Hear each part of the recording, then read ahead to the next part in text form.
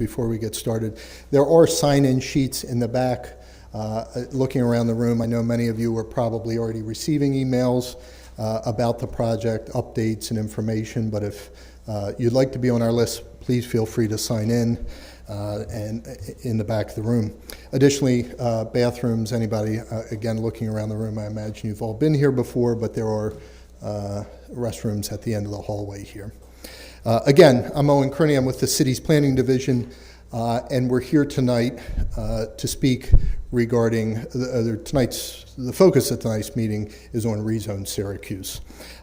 It's an opportunity for the public to provide comments on the draft scoping document that has been prepared for the ReZone Syracuse project. My colleague Matt Kerwin will provide more information on the New York State Environmental Quality Review process and the format of tonight's meeting in just a minute. But before I turn it over to Matt, a quick reminder on the purpose and the intention, more generally, of the ReZone Syracuse project. The project will comprehensively revise and update the city's zoning ordinance and map to facilitate and implement the Syracuse Land Use and Development Plan, a component of the city's adopted comprehensive plan.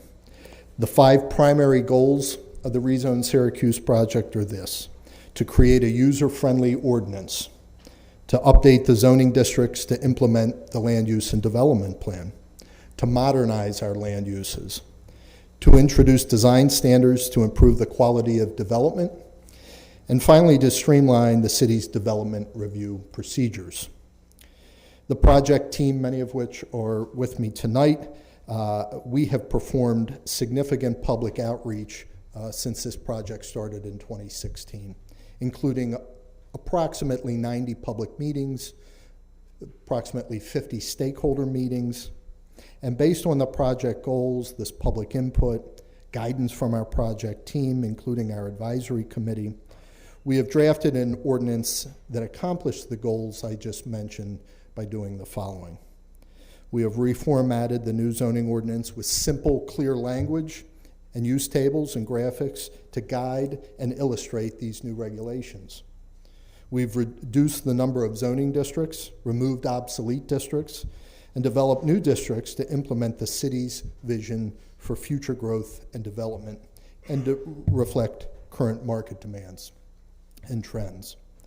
We've modernized land uses, adding dozens of new uses, and retired older, outdated uses in order to reflect, again, current and future land use trends. And we've developed new building and site design standards, which will be applied citywide on new projects that will improve safety, aesthetics, and provide consistent development expectations across the city. And finally, we've updated procedures based on New York State and national best practices, clarified roles and responsibilities, developed standardized procedures, and created more administrative reviews. So with that brief overview, I'm going to turn it over to Matt to talk a little bit about the format of tonight's meeting, which again is a little bit different than many of the public meetings that you've attended in the past, where we've done a presentation and had a question and answer. The meeting, tonight's meeting is really focused on that draft scoping document, and to describe that in a little bit more detail, I'll turn it over to Matt. Thank you.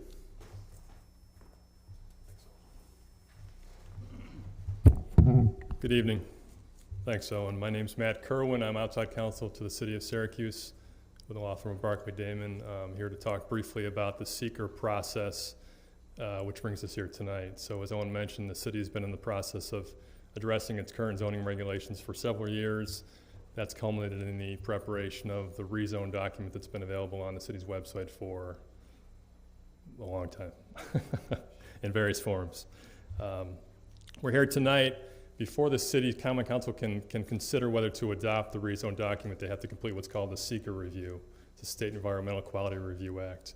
That process requires that the city undertake a thorough environmental review of the proposed adoption of the ReZone document before it can actually consider whether to adopt that document or not. In its current form, the ReZone document was presented to the Common Council.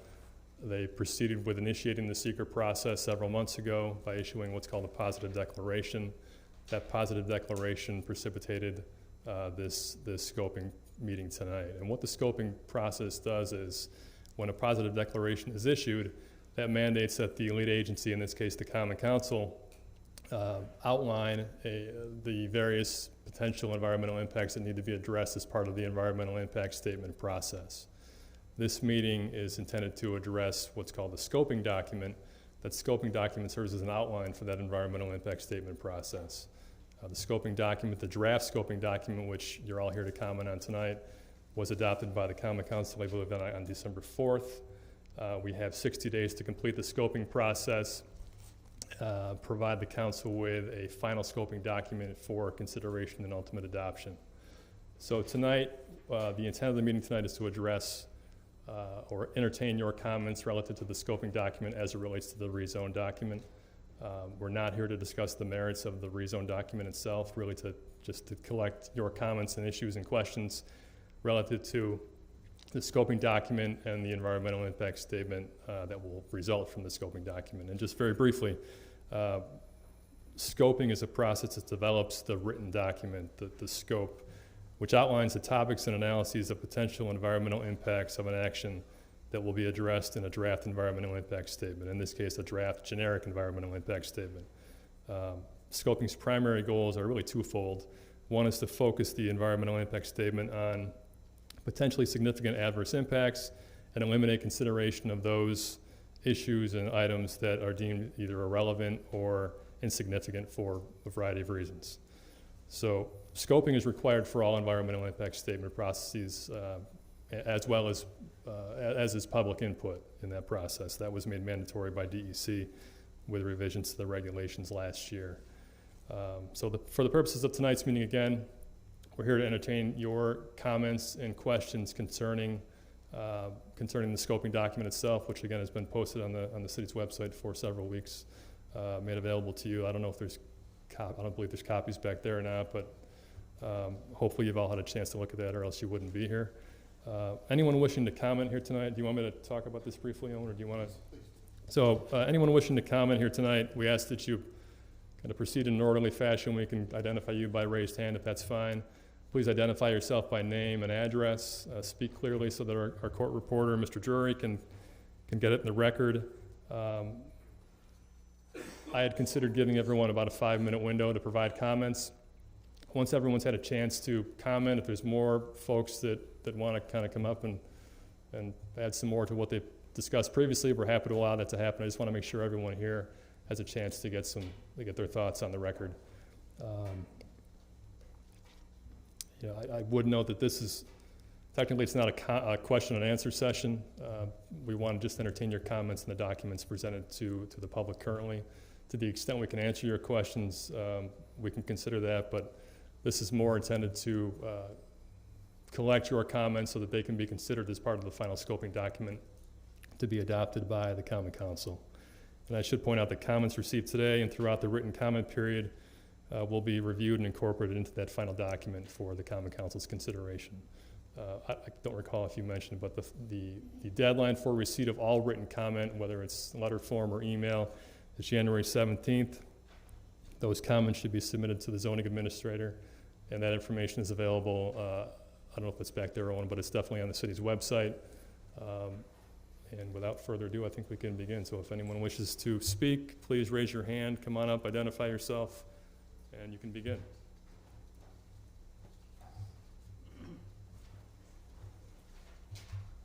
Ron, before you begin, I gotta get closer.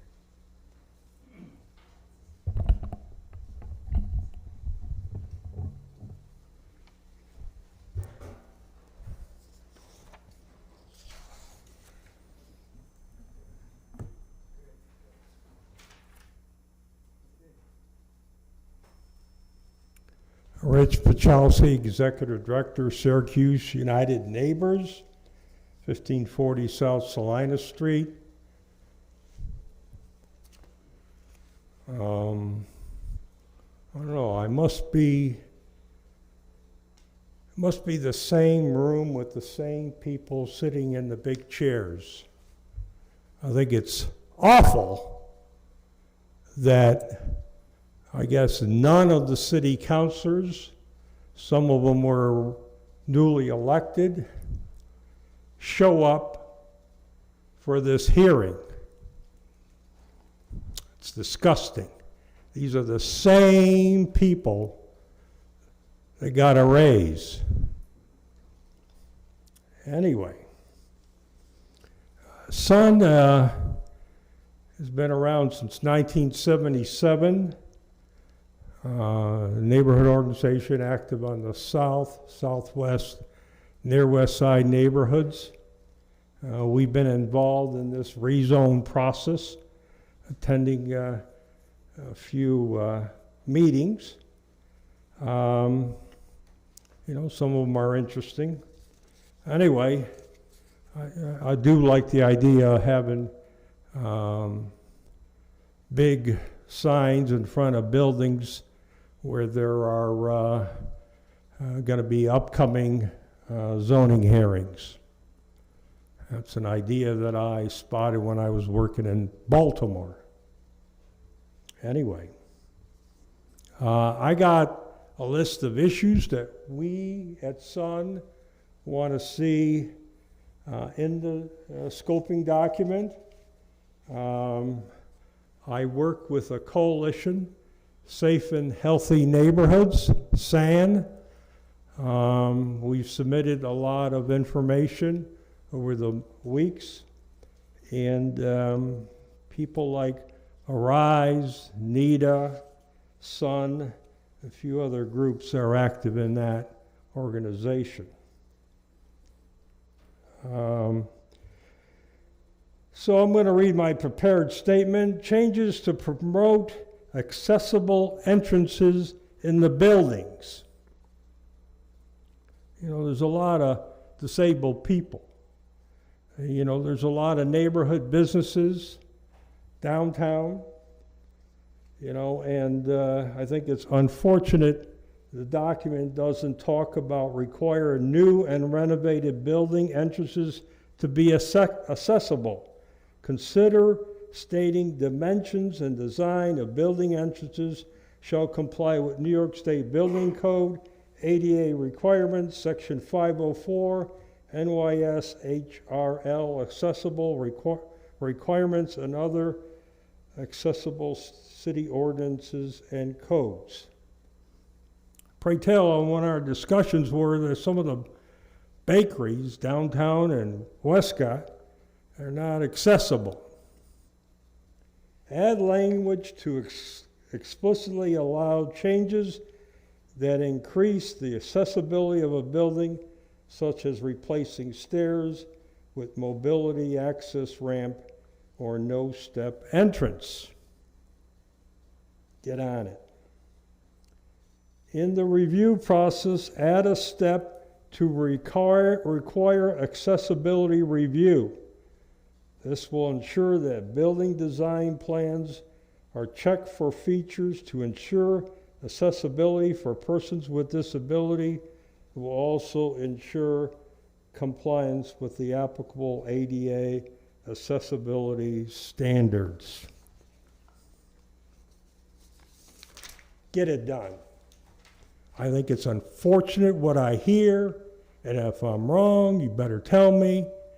You know, I see a lot of people with these, I call them go-karts.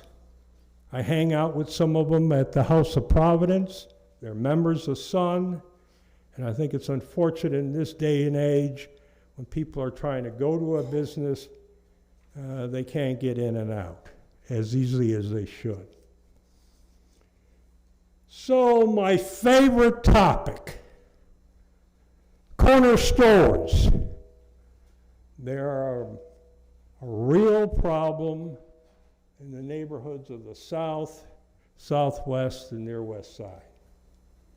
I like to see these items put in the doc. In the section on illegal nonconformities, add language stating when a business is required to obtain a business certificate of use and has neither obtained it or in violation of it, all operations should cease You know, I'm tired of these corner stores thinking they could do anything they want to in our neighborhoods. They could put up their signs, plaster them across the front of the building, particularly South Geddes, you know, sell products, and all they do is litter. You know, I think it's unfortunate that, you know, you drive down in front of these businesses, trash is all over. And the council does nothing to clean up our neighborhoods. And I'm a victim too. It pisses me off that the first 3 to 10 minutes of my day, I have to run around picking up trash. Today I had to go back out the second time because people that went and shopped at KFC threw their chicken wings all over the place. And tell Bill Magnarelli I brought that point out because he knows once upon a time Rich Pachowski got pissed off, grabbed all the stuff that was thrown on his property, went in KFC and dumped it in the front of the building, inside the building. And I'm ready to do it again. Add language stating that if a corner store has resisted applying for its COU for over 6 months and has accumulated violations on their COU, their business should have to cease. Shut them down, Mayor. Modify the rules, this is third, for scheduling and notice of public hearings to require mailings to be sent to all homes within 800 feet, not 400 feet of the establishment. 400 feet is much too small of an area since businesses can have a great impact on the neighborhood as a whole.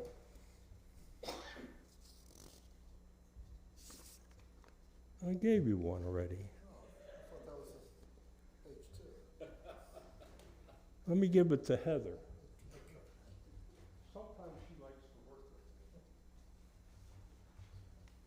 with me. Anyway, 4, formally include a community review process for any project that needs to have a public hearing. 5, this is my last point. Prior to having a pre-application review conference, an applicant should have to submit contact information of the owner. Oh, we got owners. You never know who the hell's the owner of these stores. Name and address, phone number, to prevent hiding behind a shell corporation. Thank you.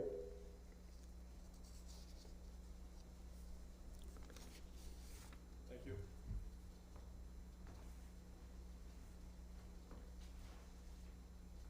Put it in the dock.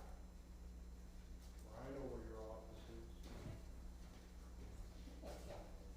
You know, and I still want the nuisance abatement hearing for 127 South Avenue. I don't know how many times I got asked. I should go to the governor, appointed a new employee to replace Robert Freeman, who years ago helped Sun out. But I want that doc of that 127 South Avenue nuisance abatement hearing. You know, when somebody gets killed at a building after a hearing, unforgettable.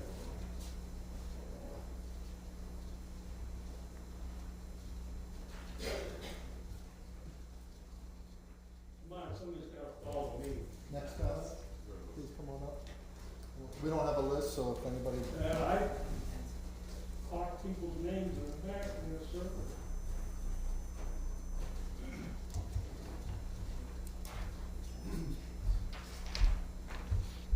I hate to follow Rich, but somebody has to do it, so I'll be the sacrificial lamb tonight. Better be good. My name is Barry Lentz. I live at 1011 Westcott Street, and I want to thank the body for the opportunity to offer my comments at the hearing tonight. I'm speaking today as a resident of Syracuse, and a good governance advocate who has actively participated in the public review process for the Syracuse ReZone since the beginning of public meetings way back in, I believe, is the spring of 2016 or something like that. It's been a while. I commend the City Planning and Zoning Division for the work they have done in advancing this project, and I am, by and large, satisfied with the public engagement for the project with one notable concern. It has been clear to me for some time that there is considerable concern regarding the process of reviewing and granting special permits. This concern came to fore at a meeting of the Neighborhood Preservation Committee, the Common Council Neighborhood Preservation Committee, that was held on October 22nd, 2019, to discuss specifically the special permit process. At that time, the ReZone ordinance called for the Planning Commission to manage the public hearing process for review of special permits and render a decision. At that time, I agreed with many of the concerns raised by several councilors about giving the Planning Committee, a body that is not elected by the public, sole responsibility for this current, for this process. The current proposal calls for the Common Council to be in charge of this process, as they currently are, to hold a public hearing, review applicants, and render a decision on the application. In general, I agree or support the idea of an elected body making this sort of decision. However, I specifically disagree with the finding presented in sections 3.7 and 4.11 of the current draft DGEIS document that reads, adoption of implemented ReZone proposal is not anticipated to have adverse impact on the goals set out in various community plans. Now, I disagree with that finding because I believe that the public engagement process still is not robust enough to ensure the kind of public engagement in this particular special permit process. All residents of Syracuse have a legitimate interest in the preservation of neighborhood character and integrity. Special permits, by definition, have operational or design characteristics that fall outside of the standard parameters of the surrounding area. Given the potential impact of special permits on neighborhood character, I feel that it's an incumbent upon the staff of the zoning division and of the Common Council to work collaboratively together to enact a far more robust community engagement process. And I will be happy as we move forward and have more time in forums and are afforded in this kind of a hearing to be engaged in more in-depth conversations about what I believe is necessary in order to have an adequate public engagement process for the special application permit process. Thank you.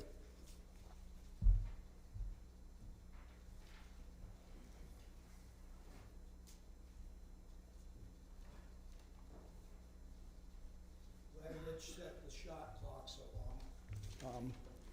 I'll try to be brief, but I will not rush. I did bring prepared words, and I'll deliver in writing. Rex Jardine, 112 Circle Road, Syracuse, New York. Thank you for the opportunity to speak. My words will also be delivered in writing. Pages 1 and 2 of the SEQR are incorrectly sequenced on the link, making an already hard-to-grasp document a bit more hard to grasp. 4.1, geological features. It should be noted that the city has locations in increasingly predictable patterns where soluble gypsum layers will collapse and can and have undermined building foundations. We have compressible peat, including along Harbor Brook, that for a city practically giving away land should not be built upon with public dollars at any cost and regardless of who is paying for it. One or more of our local veteran geotechnical engineers could shed light on these two patterns above. 4.6, open space. It should be noted that dedicated parks and parkland is and needs to be treated very differently from open space. While the spirit of this document is but one facet of an effort that strives to evolve a city with more neighborhood identity, more walkable, more livable transportation modes, mentioned, yet the word schools is not mentioned once. The Syracuse City School District owns, operates, or leases 42 facilities, and now potentially 43, thanks to our governor. These represent an investments of our predecessors, including one crooked mayor, and millions of square feet on hundreds of acres across our city. Schools that should be the anchor of each neighborhood here in this city are now seemingly the biggest single factor eroding the appeal of this city. As a parent of children in your urban public schools and an architect, the appearance, functionality, quality of construction, and curb appeal of each school building is the truest barometer of the health of the community and the importance to that community of children and public education. Watching what I characterize as JSCB missteps over the last decade with hundreds of millions of someone else's money in what may be futile renovation cycles has been galling. Watching the lackluster academic performance of the schools since my oldest daughter stepped foot in kindergarten on September 4th, 2003, slipped so much farther has been sobering. While I come from a long line of educators, the performance of the school system will need to rest on shoulders of others. This district's newly elected leadership clearly has an uphill climb ahead of them. Yet even I remain optimistic. We need to keep in perspective people don't buy homes in Onondaga County. They buy school districts. We cannot expect to compete with other states in this great nation for population or even compete with nearby suburbs for invested residents who have children when our schools largely represent early to mid 20th century planning on sites that are often too small. We express concern in this document to create or protect habitat for wildlife, but not children. 1/6 of our entire population must spend 180 days a year in or near many lamentable buildings. That 1/6 of our city population are children, the most vulnerable and impressionable. As conveyed in my hand-delivered April 26, 2018 document to the Planning Commission, New York State Education Department planning standards seek sites for schools with a minimum of 3 acres plus 1 acre for each 100 pupils. Despite what Mayor Minor and Sharon Contreras conceived with as little public input as they could get away with behind closed doors, eventually some of our aging schools, built for at times and for purposes that fall far short of providing 21st century education, will need to be replaced. Where will you identify the acreage and open space to do that? How will you compete with suburbs?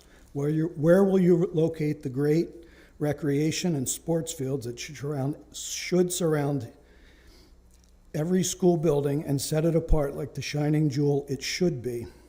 I was the one who lobbied that open space, different from parkland, needs to be reserved to include allowing schools to be constructed.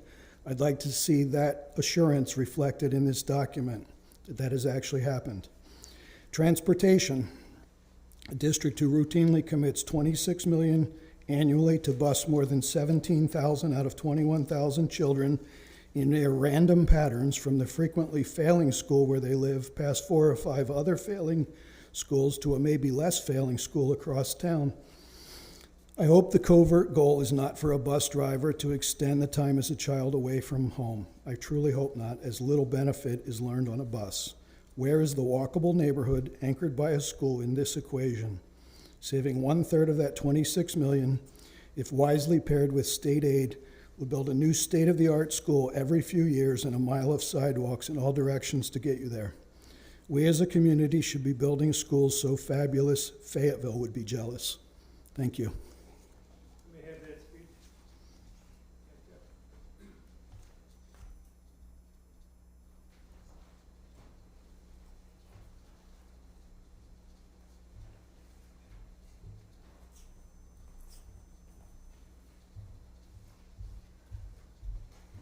Hi, so I am Vanessa Chaplin. I am from the New York Civil Liberties Union, and my title is Project Counsel there.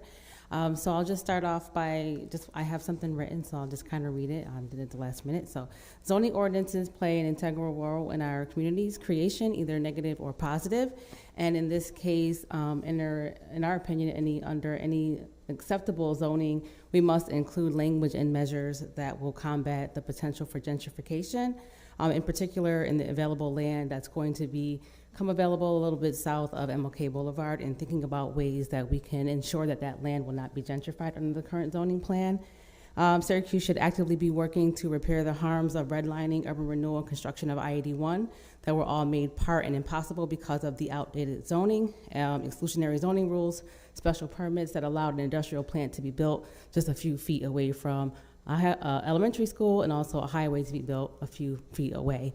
The planning process must include meticulous and deliberate efforts to rectify these past practices.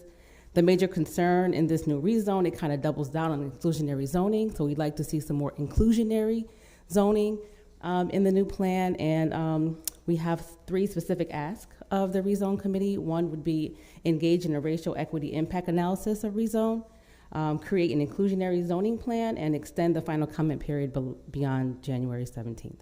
Thank you.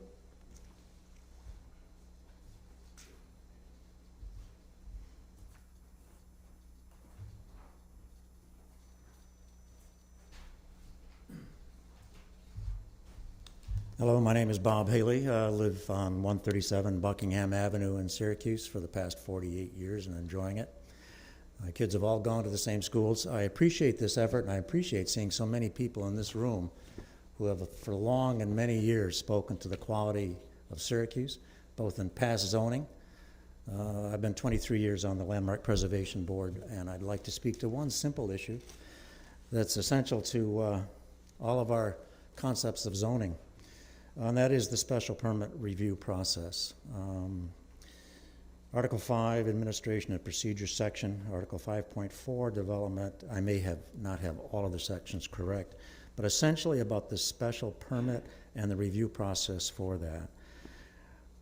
Being in planning all of my life, we many times feel that a special permit's a wild card, or at least it's generally thought about as a special permit as a wild card. I have seen developers, I've seen architects, I've seen owners come in and say, well, a special permit means I can do whatever I want, and we start from there. That's a false premise. For the sake of the rezone process, I would like to say that the intent of the zoning guidelines is to provide a context of predictability for planning. Zoning guidelines and criteria sections are established to provide design qualities and elements towards a specific outcome. The anomaly to the zoning compliance is a request for a special permit or a special use permit. This anomaly is not a wild card to do whatever the applicant proposes. To the intent of the ReZone Syracuse process, a long process that we've all participated in for the past almost 3 years now, a special permit or special use application should be reviewed for maximum compliance with the intent of each zoning section, whether it's signage, whether it's lot extensions, anything.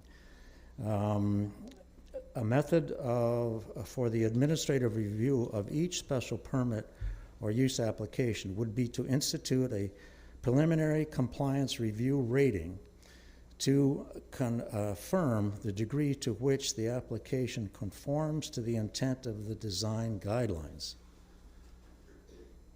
Administrative staff would review the application for compliance to the intent of the section and give, and this is a possibility for doing this measurement system, give a rating of +5 or any value to 0 for an application fully supporting the intent of that zoning section, or give a rating of -5 or any value to 0 for the application fully in opposition to the intent of that particular zoning section.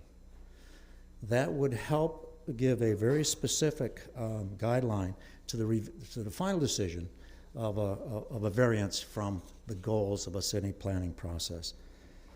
The review rating would be only one method to try and really hit the intent of the zoning guidelines, which is for good design qualities going forward. The review and the rating would be part of the final review process.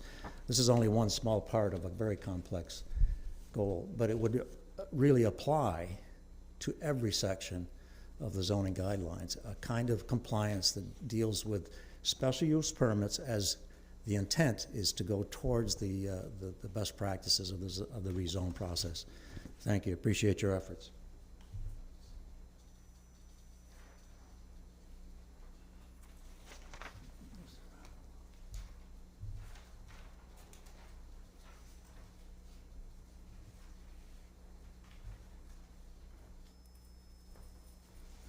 Good evening. My name is Dave Mankiewicz. I'm with Center State CEO, 115 West Fayette Street. I want to start by thanking the mayor and the common council and the staff for their leadership on the ReZone process. We have seen all the draft versions, and we've attended a lot of the meetings, and we certainly believe that ReZone is going to have a positive impact on development in the city, and it'll be easier for the private sector to use. And we also want to thank the staff and the consultant team for their openness in the process and the number of meetings that you've held, and greatly appreciate that you've really done this in a way that the public can freely comment on it. And so we look forward to working with the city on the adoption of ReZone and its implementation process. There is one change we'd like to recommend in the draft scoping document. In the document, the topic of climate change was included in section 4.0 of environmentally insignificant issues. Now, we recognize that's just an unfortunate term of art, but it is a reflection of that the team is concluding that the adoption of ReZone will have no significant impact on climate change. However, the state's approach to climate change is changing rapidly, and most of the adverse impacts of climate change are driven by human activities and the relationship between land use and climate. So last summer, New York State began to take significant steps to address climate change when it passed the Climate Leadership and Community Protection Act. That act has set the goal of establishing carbon neutrality economy-wide by 2050. They anticipate getting this result with several milestones: a 40% reduction in greenhouse gas emissions by 2030, an 85% reduction in greenhouse gas emissions by 2050, and the rest by 2050 to be obtained through offsets. Now, just for comparison's sake, on page 19 of the draft scoping document, there is a note that Syracuse was able to obtain a 2% reduction of community-wide reduction in carbon between 2002 and 2010. The state is now going to push everyone to obtain 20 times that result in the next 10 years. So we would ask that the city give further consideration to the question as to how this plan is going to conform to the state's goals. So while I agree with the writer who said on page 19, no increase in the city's existing impact on climate change is expected with the adoption of the ReZone ordinance and map, unfortunately, in the wake of the state's adopted policy, no adverse impact is probably no longer good enough, given what the state's aggressive goals.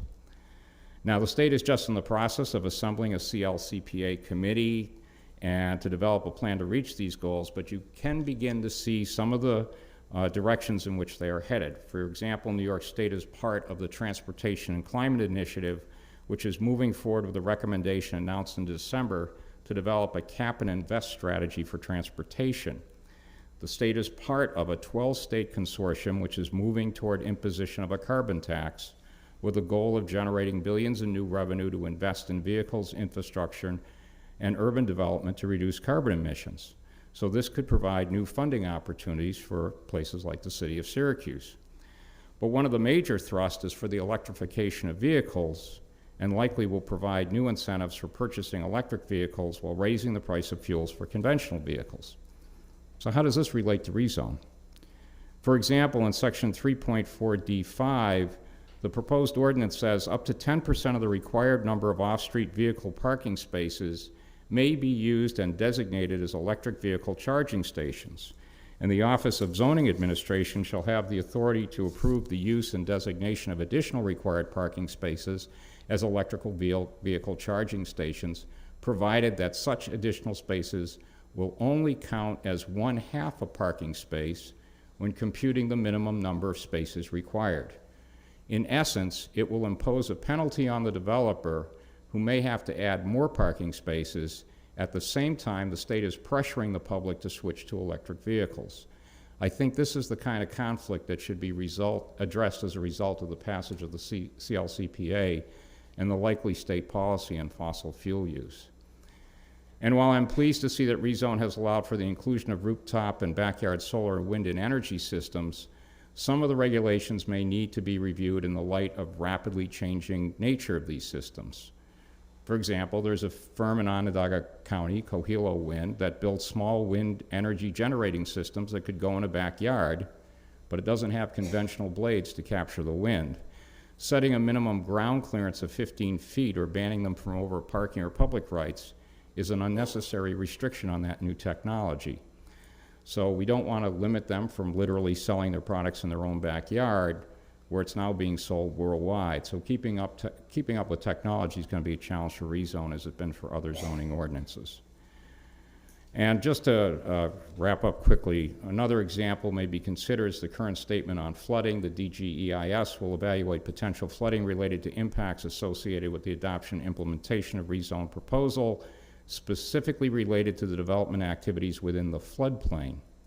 But the nature of the climate change is that flooding threat is likely to change, as the National Climate Assessment noted that average rainfall in our region is likely to increase from 40 inches a year to 45 inches per year, and it will come in the form of larger and more intense storms.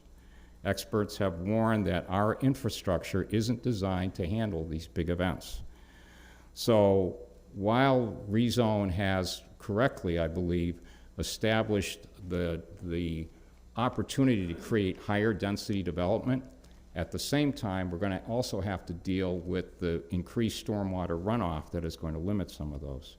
So my recommendation in the end is that the climate change section should be moved from the environmentally insignificant issues section and moved into the section on impact analysis and mitigation measures to deal with the goals now codified by the state of New York, and more thought to how ReZone might be used as a means to protect the city from the impact of climate change. Thank you.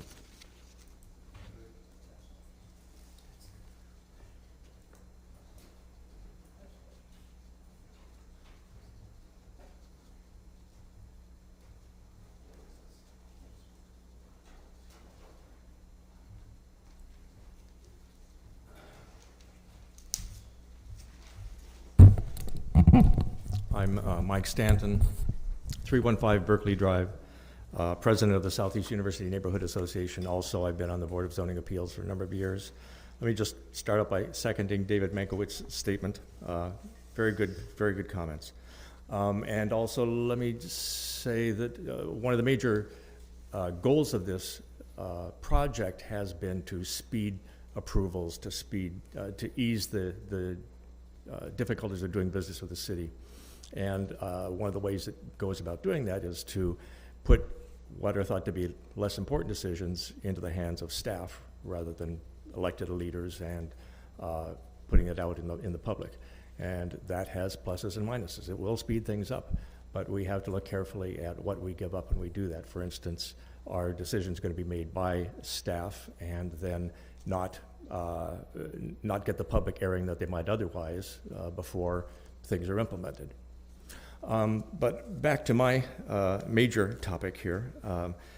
One of the best things about the ReZone is the incorporation of the mixed-use zoning categories. And one of the things that the city's been striving for, that I've been hoping for, is a more walkable city. What you want is neighborhoods where most of your daily needs are within a walking distance. There's the national website, Walk Score USA, where you can see how well your neighborhood, your particular home and neighborhood scores on these things. And by adding more mixed-use development, we should be able to increase the use of, walking, biking, other ways of getting around other than just cars. But it's possible to have too much of a good thing, too. And I noticed that looking over the maps over the last few months, that the distribution of the mixed use has been brought back a bit. One of the things I noticed, the new student apartments, the new developments, huge developments with thousands of students in them, what you see in one after another is that the first floor retail space often is still vacant. Many of our neighborhood centers still have vacant buildings, Westcott, Eastwood, which makes you think, why do we want to double or triple the amount of potentially commercial space at those locations, perhaps undermining the buildings that are there already, encroaching more into residential neighborhoods. Perhaps developers may see that the property furthest from the center of the district is the cheapest, and so go to develop there and leaving an area of undeveloped in between, so it gets scattered out. I would hope that we could look at the map and be more parsimonious about the way we put these out. A couple of things I've noticed in my immediate neighborhood. There had been at one time mixed use all along Euclid, where the new bike lanes had been put in. That has been brought back. But still we have mixed use going all the way from the Westcott Business District up to Euclid through areas that are now pretty clearly commercial, residential now. Out at the corner of Genesee and Westcott, we have mixed use going 2 to 3 blocks in either direction, spreading out.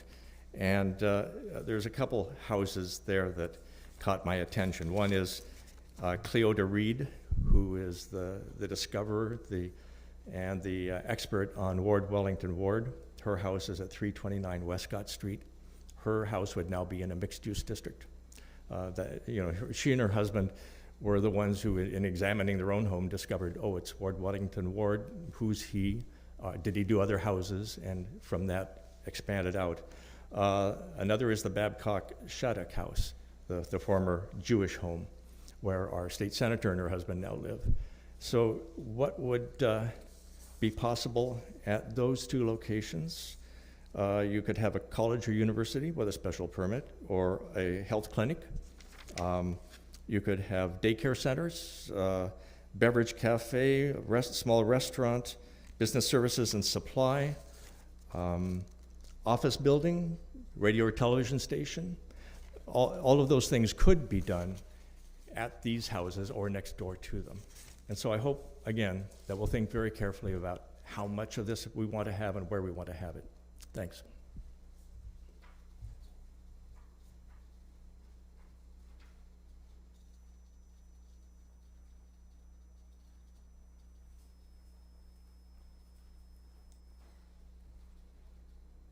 January 17th.